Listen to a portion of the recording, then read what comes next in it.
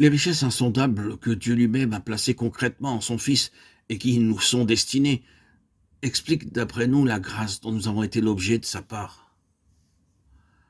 Dans sa grâce, Dieu a cherché à nous faire pénétrer par le biais de la révélation dans cette somme de connaissances que lui seul possède et qui est l'expression intime de sa plénitude, qu'il a fait résider en son Fils, le Seigneur Jésus. Tout est en Christ. Nous nous estimions sans doute très avancés dans notre connaissance du Seigneur Jésus et bien placés aussi pour le conduire, pour le connaître, et qu'à force d'étudier et d'écouter, de s'appliquer et de s'astreindre à toutes sortes d'activités du même genre, nous pouvions acquérir une certaine connaissance et être conduits par lui. Mais d'emblée, l'Écriture nous dit que personne ne connaît le Fils si ce n'est le Père. Matthieu 11, 27. Tout ce que le Fils représente est contenu dans le Père, et lui seul détient cette connaissance.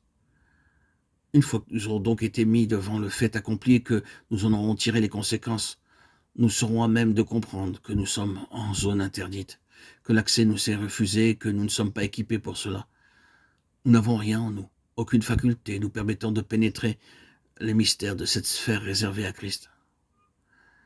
Quand nous aurons donc découvert cette vérité quelque peu bouleversante, à savoir que l'homme est totalement incapable de parvenir à cette connaissance par ses facultés naturelles, nous buterons sur cette autre réalité exprimée dans le verset suivant. Il a plu à Dieu de révéler en moi son Fils. Galates 1, 15, 16. Quoique Dieu ait enfermé cette masse de connaissances en lui-même, qu'il en soit le dépositaire absolu et qu'il soit le seul à gérer cette connaissance du Fils, il n'en demeure pas moins que son cœur brûle de se révéler.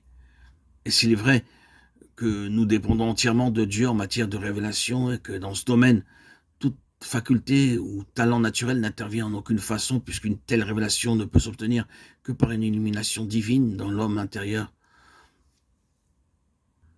nous voulons néanmoins vous montrer clairement que tout est par grâce dès lors que nous renonçons complètement à nous confier dans la sagesse du langage et que nous écartons toute autonomie, confiance en soi ou dans la chair ou bien tout progrès ou démarche motivée par l'orgueil.